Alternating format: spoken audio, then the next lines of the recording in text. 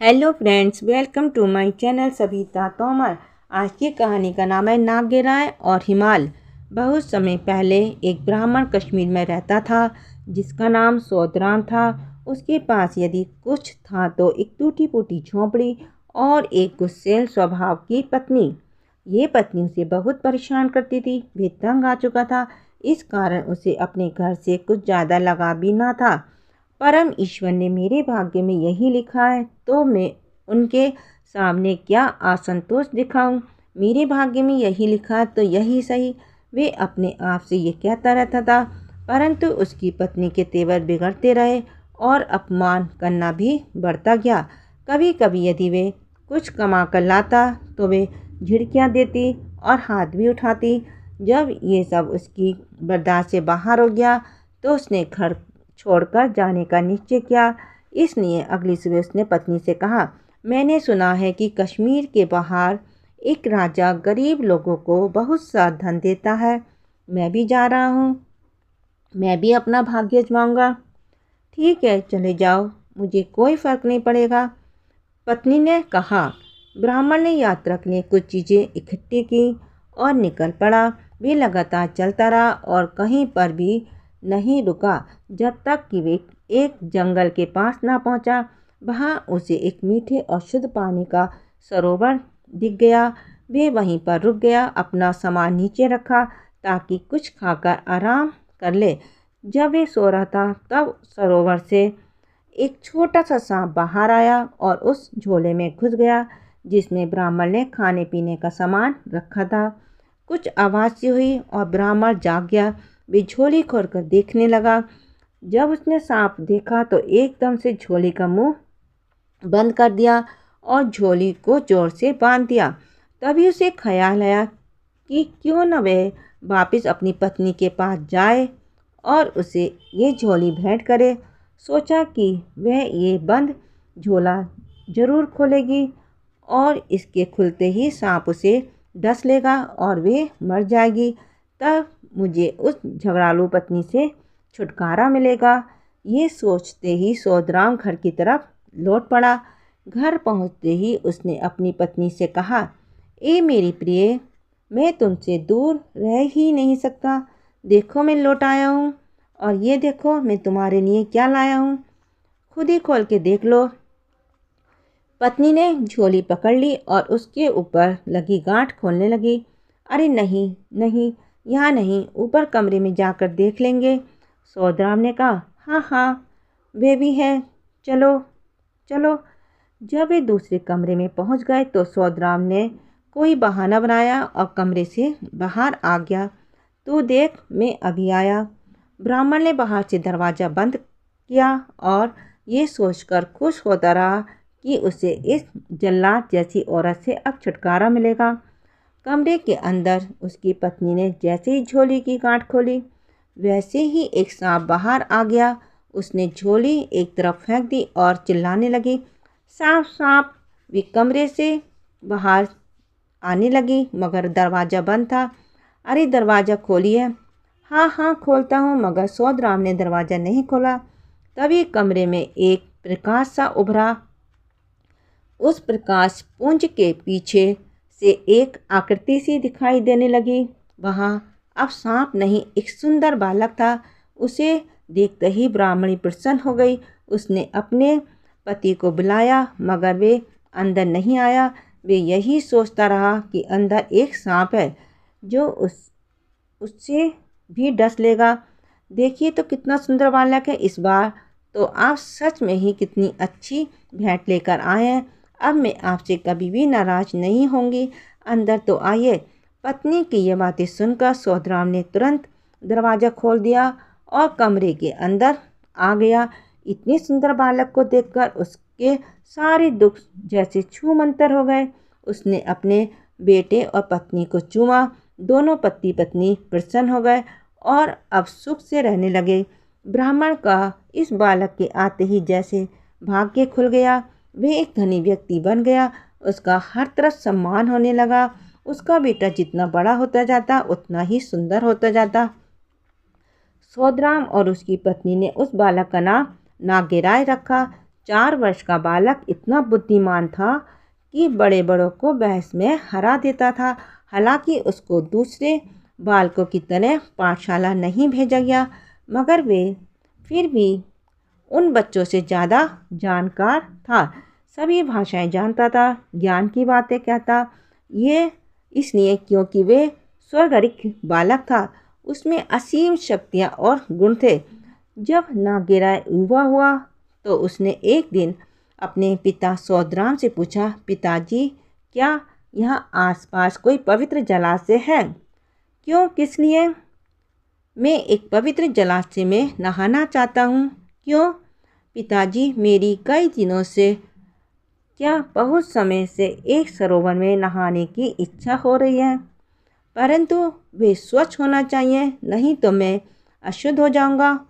सौदराम ने कुछ देर सोचा और फिर कहा, यहाँ हमारे आसपास तो ऐसा कोई जलाशय नहीं है, मगर राजा के बाग में एक पोखर है। उस बाग के चारों ओर एक ऊंची दीवार है, वहाँ जाना तो असंभव है। आप मुझे दिखा दीजिए कि वे बाग कहाँ है। नहीं, कभी नहीं। अगर राजा के सिपाही हमें देख लेंगे तो महाराज को खबर कर देंगे और वे हमें जिंदा नहीं छोड़ेंगे। आप मुझे वहाँ ले चलिए, हमें कुछ नहीं होगा।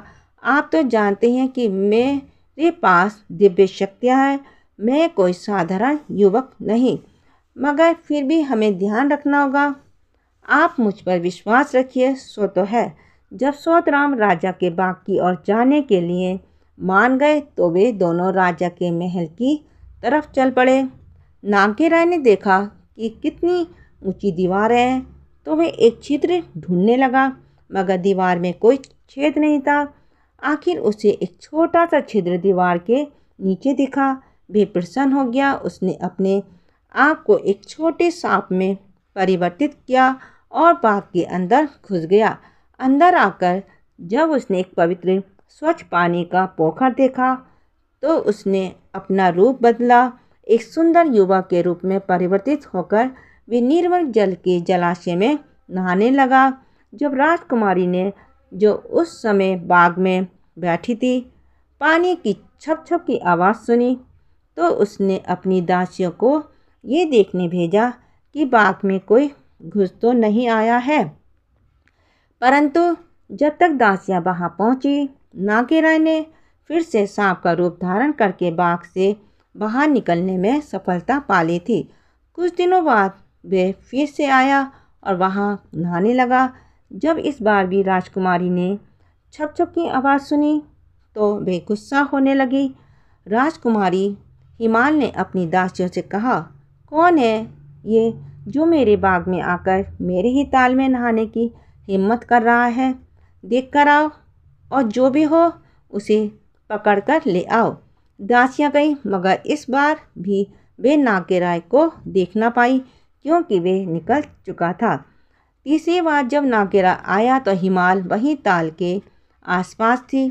जब उसने एक अति सुंदर युवक को ताल में नहाते देखा तो वे देखती रह गई। ऐसी सुंदरता तो साधारण मनुष्य में होती नहीं, कौन हो सकता है? वे सोचने लगी। ऐसा और इतना सुंदर पुरुष उसने कभी नहीं देखा था।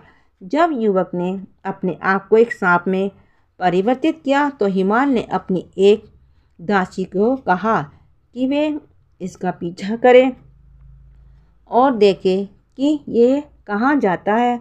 जब कुछ देर बाद दासी लौटी तो उसने राजकुमारी से कहा कि बाहर निकलते ही उस सर्प ने वापिस युवक का रूप धारण किया और ब्राह्मण सौदराम के घर में गया।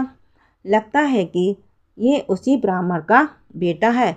राजकुमारी हिमाल अपनी माँ के पास गई और कहने लगी कि उसे नागेराय के साथ विवाह की अनुमति दी जाए, क्योंकि उस जैसे युवक, रूपवान युवक के बिना वे और किसी से भी विवाह नहीं करेगी।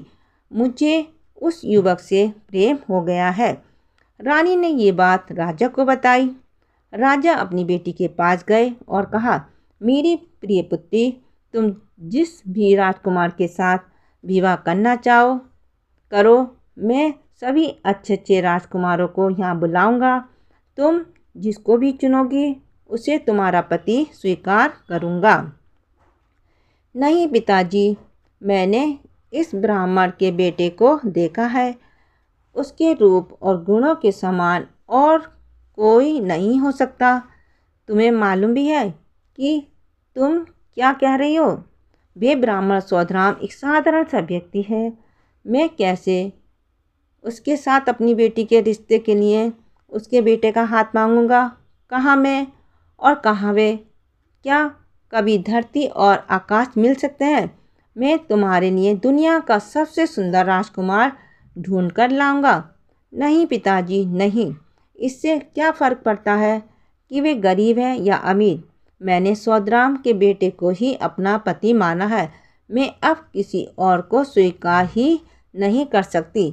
मुझे विवाह भी उसी से करना चाहिए जिससे मैंने प्रेम किया हो। राजा कुछ दिनों तक सोचते रहे और आखिर में उन्होंने अपनी बेटी की प्रसन्नता को ध्यान में रखते हुए सौधराम ब्राह्मण को बुलवाने की आज्ञा दी। जब सौधराम ने राजा की आज्ञा सुनी तो चिंता में पड़ गया। भी सोचने लगा, क्यों बुलाया होगा? क्या उनको पता चल गया होगा कि मेरा बेटा राजकुमारी के बाग में जाता है? क्या उनको ये तो नहीं पूछना कि मैं एक साधारण सा ब्राह्मण था, फिर धनवान कैसे हो गया? या कोई और बात है? वे सारी रात सो न सका। सौधराम जब महाराज के सामने पहुंच गया तो राजा उसे देखकर सोचने लगा, क्या इसी के बेटे के साथ मुझे अपनी बेटी का विवाह करना होगा? दूसरे राजा क्या कहेंगे, मेरे मंत्री क्या कहेंगे? परंतु उसने फिर हिमाल की बातों को ध्यान किया तो निश्चय किया कि अपनी बेटी की खुशी के लिए इससे बात करनी आवश्यक है। उन्होंने कहा, ब्राह्मण महाराज, मैंने सुना है कि आपका बेटा गुणवान है और रूपवान भी। क्या आप उसे मेरी बेटी के साथ विवाह के लिए अनुमति देंगे? महाराज, आप महान, अति बुद्धिमान और अति ज्ञानी प्रजा के पालक हैं। मैं आपकी आज्ञाकारी प्रजा हूँ। आपने जो ठीक समझा उसमें अवश्य हम सबका हित है। राजा और प्रजा सुखी रहें, मेरे लिए इससे अधिक शुभ क्या हो सकता है? तो ठीक है, हम राज ज्योतिषी से विवाह का मुहूर्त निकलवाते हैं। राजा के महल से निकलकर सौधराम घर की ओर चला, मगर वे प्रसन्न था और दुखी भी। प्रसन्न इसलिए कि उसके बेटे का विवाह राजकुमारी के साथ होने जा रहा था और दुखी इसलिए कि इतनी बड़ी शादी का खर्चा वे कैसे उठा पाएगा। जब वे घर पहुंचा तो उसने सारी बात अपने बेटे को और पत्नी को बताई। पिताजी, चिंता ना कीजिए, आप महाराज के पास जाकर पूछ लीजिए कि क्या वे मुझे एक साधारण से दूल्हे के रूप में या फिर बाजे गाजे के साथ देखना चाहते हैं। हमारी बारात कैसी होनी चाहिए, उनकी क्या इच्छा है? अरे बेटा, ये कैसी बात कर दी तुमने? मैं धनवान जरूर हूँ, मगर एक राजा का क्या मुकाबला कर सकता हूँ। पिताजी, आप चिंता ना करिए, मेरे पास ऐसा खजाना है जो हमारी सभी ज़रूरतें पूरी करेगा। आप निश्चित होकर उनसे पूछिए। हमारे लिए ये जानना ज़रूरी है कि वे किस प्रकार की बारात चाहते हैं। अगले दिन सौधराम महाराज से मिला तो राजा प्रसन्न हुआ और कहा कि मैं चाहता हूँ कि बारात धूमधाम से आए। निश्चित दिवस पर एक बहुत बड़ी बारात राजा के महल में गई, जिसकी व्यवस्था नागेराय ने एक पत्र द्वारा की थी। नागेराय ने बारात के प्रस्थान से कुछ दिन पहले अपने पिता को एक पत्र दिया था। सौधराम भी पत्र लेकर एक ताल के पास गए। पत्र को ताल में फेंका तो वहाँ से तुरी और ढोल आदि की आवाज़ें सुनाई दी। कुछ ही देर में घोड़े, हाथी, सोना, चांदी, सिपाही ताल से बाहर निकल आए। एक बहुत बड़ी सजीली बारात राजा के महल की तरफ चलने लगी। जब बारात राजा के महल के नज़दीक पहुंची तो राजा ने महल के छज्जे से एक लंबा जुलूस आता हुआ देखा। उन्होंने अपने मंत्री से पूछा, क्या ये सोधराम के बेटे की बारात ही है या कोई बहुत बड़ा राजकुमार आ रहा है? नहीं महाराज, ये सोधराम के बेटे की ही बारात है, वे देखिए। राजा बहुत ही प्रसन्न हुए। विवाह प्रसन्नतापूर्वक संपन्न हुआ। भव्य समापन के बाद राजा ने नाग्यराय को देख दरबार में आने को कहा और उसे दरबारियों को निर्देश देने का आग्रह किया। इसके पश्चात महाराज ने नदी के किनारे पर नाग्यराय को एक अलग महल बनाने की अनुमति दी। नाग्यराय अपनी पत्नी हिमाल के साथ उस नए महल में रहने लगा। नाग्यराय की जो नाग पत्नियां सरोवर में रहती थी, वे अपने पति के बहुत समय से न आने के कारण चिंतित रहती थीं। उन्होंने अपने पति को ढूंढने और वापस लाने के लिए योजना बनानी शुरू की। जब उन्हें ये मालूम चला कि उसने मनुष्य का रूप धारण करके हिमाल से विवाह किया है, तो वे क्रुद्ध हुई। उनमें से एक ने उसे वापस लाने की जिम्मेदारी ली। उसने एक डायन का रूप धारण किया और नाग्यराय के महल की तरफ कांच के बर्तन लेकर गई। उसने सोचा कि जब नाग्यराय इन कांच के बर्तनों को देखेगा तो उसे नाग पत्नियों की याद आ जाएगी। ये औरतें कई दिनों तक प्रतीक्षा करती रहीं। आखिर एक दिन उसे ने हिमाल से मिलने में सफलता पाई। उसने कांच के बर्तन हिमाल को बेच दिए और फिर बाहर चली आई। शाम को जब नाग्यराय आया तो उसको ये बर्तन देखकर बहुत गुस्सा आया। उसने हिमाल से कहा कि वे तुरंत कांच के बर्तनों को तोड़ दे। कांच के बर्तन टुकड़े टुकड़े हो गए। फिर उसने हिमाल से कहा, देखो, कभी ऐसी धोखेबाज स्त्रियों से कुछ ना खरीदना। जब पहली नागिन की चाल विफल हो गई तो दूसरी ने एक फूहड़ स्त्री का रूप धारण किया और हिमाल के पास चली आई। उस फूहड़ स्त्री ने हिमाल से कहा, ए राजकुमारी, मेरा पति नाग्यराय मुझे छोड़कर चला गया, कृपया मेरी सहायता करें। ये सुनकर हिमाल को गुस्सा आया। क्या मैंने एक फूहड़ कमबख्त इंसान से शादी की है? हाँ हाँ, फूहड़ स्त्री ने उत्तर दिया, मगर मुझे मेरा पति लौटा दीजिए। राजकुमारी, आपका क्या है? आपके लिए तो कई राजकुमार आएंगे। राजकुमारी जी, और हाँ हाँ, आप उसकी परीक्षा ले लीजिए ना। परीक्षा? हाँ, आप उसे पानी में उतरने को कहिए। यदि वे डूब गया तो वे मेरा पति है और एक फूहड़ औरत का फूहड़ पति, और यदि नहीं डूबा तो वे आपका। यह कहकर वे चली गई। जब शाम को नाग्यराय महल में आया तो हिमाल ने सारी कथा सुना दी। हिमाल, तुम्हें कौन बताता ये सब? एक स्त्री आई थी। हिमाल, वे असली मनुष्य नहीं थी, वे कोई ऐसी स्त्री थी जो रूप बदल कर आई थी। वे हमें अलग करना चाहती है। ऐसे लोगों पर विश्वास मत करो। मैं नहीं करूँगी उन पर विश्वास, मगर आप पानी में उतरकर जल परीक्षा दे दीजिए, फिर मैं निश्चित हो जाऊँगी। दोनों में बहुत देर तक बहस होती रही। नाग्यराय जानता था कि अगर वे सरोवर के पानी में उतर गया तो नागिनें उसे नीचे खींच लेंगी, लेकिन हिमाल की जिद के आगे उसकी एक ना चली। वे उस सरोवर के पास पहुंचा जिसके लिए नागिन ने जो स्त्री बनकर आई थी कहा था। हिमाल किनारे पर खड़ी खड़ी देखने लगी। जो ही नाग्यराय ने पांव जल में उतारे, अनेक सांपनियों ने उसके पैरों को जकड़ लिया और नीचे उतरती गई। वे धीरे धीरे नीचे जाता रहा। हिमाल ये देख रोने लगी। सांपनियाँ नाग्यराय को बहुत नीचे तक ले गईं। अब कुछ नहीं हो सकता था। हिमाल अपने सुंदर गुणी और देव समान पति को खो बैठी। रोते रोते हिमाल अपने महल के पास पहुंच गई। वे सारा दिन नाग्यराय के बारे में सोचती रहती। उसे ना सुख था ना चैन। उसे सब कुछ बेकार और बेमतलब लगने लगा। आखिरकार उसने अपना महल भी छोड़ा और एक धर्मशाला बनवाई। वे अपना सारा धन नाग्यराय के नाम पर गरीब लोगों में बांटती रहती। लोग हर रोज़ आते और उससे दान दक्षिणा लेकर जाते। धीरे धीरे उसकी सारी धन संपत्ति समाप्त हुई। एक दिन एक वृद्ध और उसकी बेटी उसके पास कुछ मांगने के लिए आए।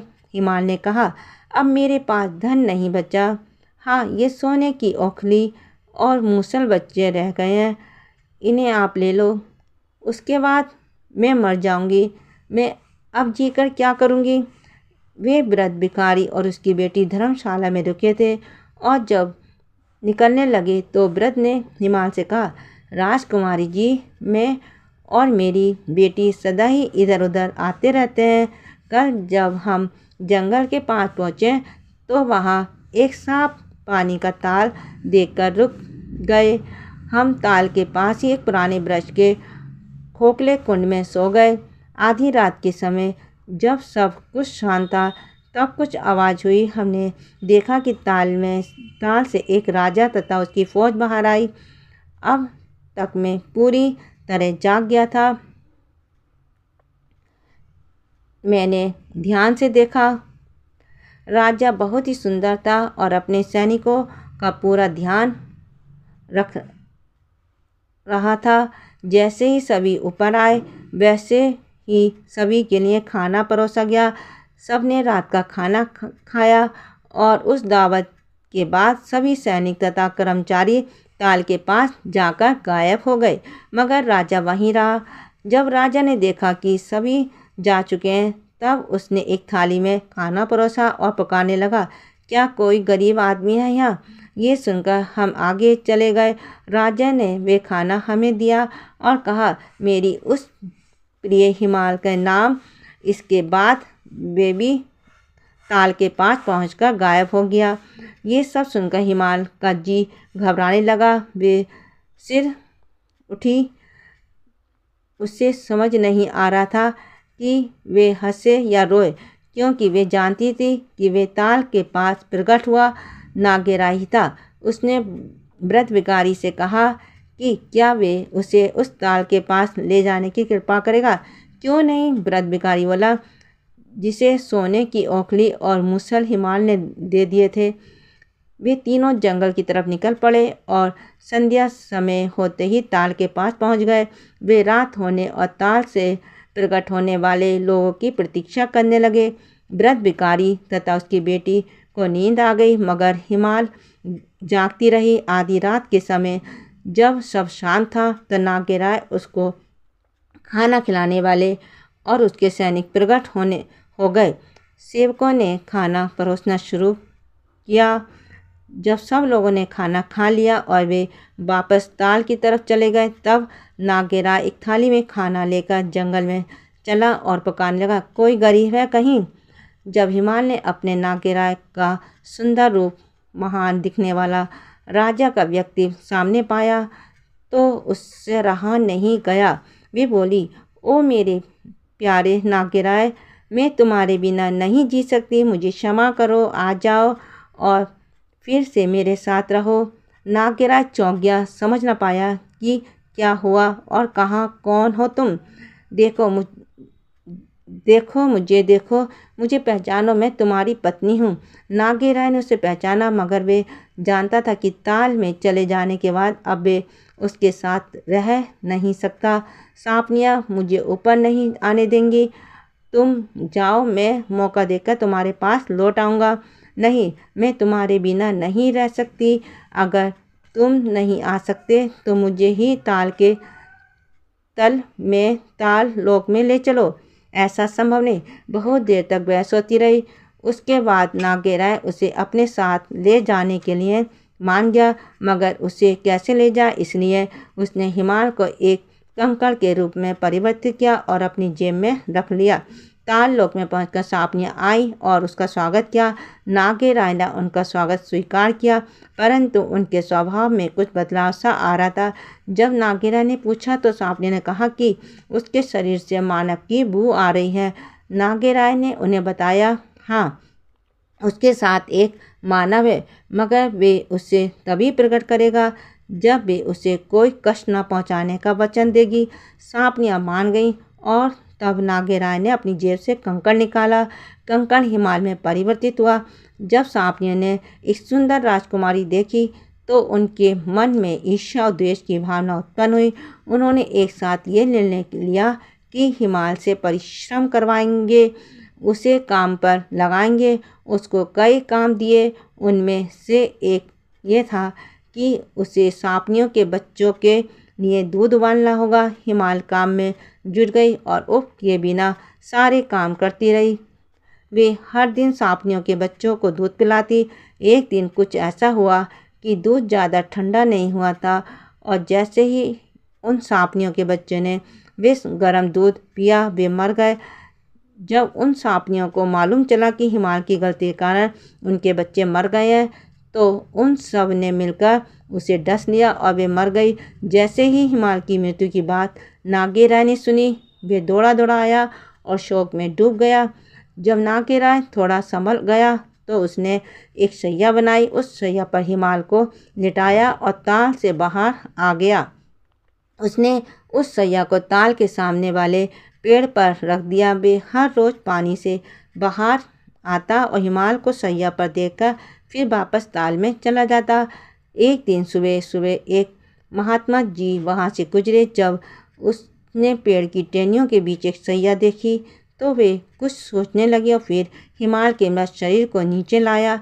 इतनी सुंदर और छोटी उम्र की स्त्री को किसी ने मारा, ये बात महात्मा जी समझ गए। महात्मा ने नारायण से प्रार्थना की। उसने प्रभु से कहा, हे ईश्वर, इस निर्दोष स्त्री को फिर से जीवित करो। उसकी प्रार्थना स्वीकार हुई। हिमाल पुनः जीवित हुई। महात्मा प्रसन्न हुआ और हिमाल से कहा, चलो बेटी, मेरे साथ चलो, मेरे परिवार में रहो। महात्मा और हिमाल दूसरे गांव की ओर चले गए। जब नागेराय पेड़ पर रखी अपनी हिमाल को देखने आया तो उसे वहां ना पाकर बहुत दुखी हुआ। वे सोचने लगा, क्या कोई हिमाल का शव ले गया या वे जीवित होकर चली गई। वे भटकने लगा और वन में हिमाल को ढूंढने लगा, मगर हिमाल का कहीं पता नहीं चला। ढूंढते ढूंढते वे दूसरे गांव पहुंचा और महात्मा के घर तक पहुंचा। वहां उसने हिमाल को सोते हुए पाया। उसने अपना रूप बदला। एक सांप में परिवर्तित होकर वे हिमाल के बिस्तर के पास कुंडी मारकर बैठ गया। थोड़ी देर बाद जब महात्मा का बेटा आया और उसने हिमाल के पास एक सांप देखा तो उसने सोचा कि ये कहीं इस स्त्री को डस न ले। उसने एकदम से एक तलवार उठाई और सांप के टुकड़े टुकड़े कर दिए। इस शोर से हिमाल जग गई। जब उसने देखा तो वे रोने लगी। अरे ये तुमने क्या किया? हाय, तुमने मेरे पति को ही मार दिया, मेरे नारायण की हत्या की। उसी दिन दोपहर को चंदन की लकड़ी की चिता बनाई गई और मृत नागेराय को उस पर रखा गया। उसी समय हिमाल भी चिता पर चढ़ गई। मैं अब जीकर क्या करूँगी, मैं भी इसी के साथ जल मरूंगी। दोनों भस्म हो गए। महात्मा ये सब देखकर बहुत ही दुखी हुआ। वे चैन से सो न सका। वे रात भर जागता रहा। अगले दिन सुबह सुबह वे उस स्थान पर गया जहाँ हिमाल और नागेराय को जलाया गया। उसने चिता के पास जाकर ठंडी राख उठाई और उस राख को लेकर पेड़ के नीचे बैठकर पश्चाताप करने लगा। दिन भर रोता रहा। जिस पेड़ के नीचे ये व्रत महात्मा बैठता था, उस पेड़ पर भाग्यवश शिव और पार्वती दो पक्षियों के रूप में बैठे हुए थे। उन्होंने व्रत पुरुष का रोना सुना और सोचा कि इसकी सहायता करें। शिव ने पार्वती से कहा, देखो तो कितने कष्ट में है ये भला आदमी। इसे मालूम है कि चिता से प्राप्त इस भस्म में कितनी शक्ति है। अगर ये इस भस्म को किसी जलाशय में डालेगा तो ये दोनों फिर से जीवित उठेंगे। व्रत पुरुष ने ये बात सुनी और चिता की राख को एक सरोवर में डाल दिया। जैसे ही भस्म पानी में गिरी, वैसे ही नागेराय और हिमाल जीवित उठे, पहले से भी सुंदर। उन्होंने यही आसपास एक छोटा घर बनाया और उसमें रहने लगे। व्रत पुरुष जो महात्मा पुरुष भी था भी उनके साथ रहने लगा। वे उनके पिता के समान घर में रहने लगा और उन दोनों ने भी उसकी खूब सेवा की। उसके कारण ही उनको नया जन्म मिला। वे उसकी सभी ज़रूरत को पूरा ध्यान रखते थे। एक दिन वे व्रत पुरुष उन्हें आशीर्वाद देते देते स्वर्ग से धार गया। उसके बाद भी उसके आशीर्वाद के कारण वे दोनों उसी छोटे से घर में सुखी जीवन बिताते रहे। प्लीज़ मेरी कहानी को लाइक कीजिए, शेयर कीजिए, सब्सक्राइब कीजिए, कमेंट कीजिए। Thank you.